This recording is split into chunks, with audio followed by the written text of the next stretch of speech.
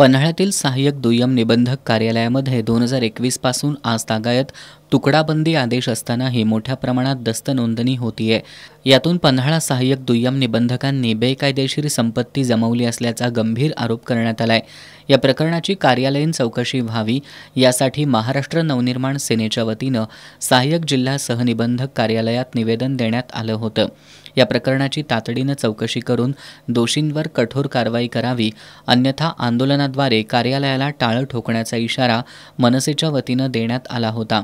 हे प्रकरण मिटवण्यासाठी आणि आंदोलन मागे घेण्यासाठी महाराष्ट्र नवनिर्माण सेनेचे कोल्हापूर जिल्हा उपाध्यक्ष विशाल मोरे, पन्हाळा तालुकाध्यक्ष लखन लादे, उपाध्यक्ष नयन गायकवाड, कोडोली शहराध्यक्ष तुषार चिकुर्डेकर आणि मनसे शेतकरी सेनेचे जिल्हाध्यक्ष संजय पाटील यांनी पन्हाळ्याच्या प्रथम वर्ग सहाय्यक दुय्यम निबंधक अधिकारी रूपगंधा संतोष खोत यांच्याकडे 10 लाख रुपयांची मागणी केली। त्यानंतर रूपगंधा खोत यांनी पन्हाळा इथल्या शासकीय विश्रामगृहात बोलवून नयन गायकवाड आणि लखन लादे यांनी तडजोडयंती 2 लाख रुपयांची मागणी केली। हा सर्व प्रकार 10 सप्टेंबरपासून सुरू आहे। मनसेच्या पदाधिकाऱ्यांकडून वारंवार पैशाची मागणी होत असल्यानं रूपगंधा खोत यांनी पन्हाळा पोलीस ठाण्यात गुरुवारी रात्री उशिरा तक्रार नोंदवली आहे।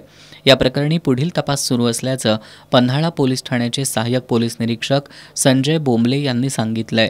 सामाजिक कार्यकर्ते म्हणून मिरवणाऱ्या स्वयंघोषित नेत्यांकडून खंडणीचा प्रकार उघडकीस आल्यानं पन्हाळा तालुक्यात खळबळ उडाली आहे।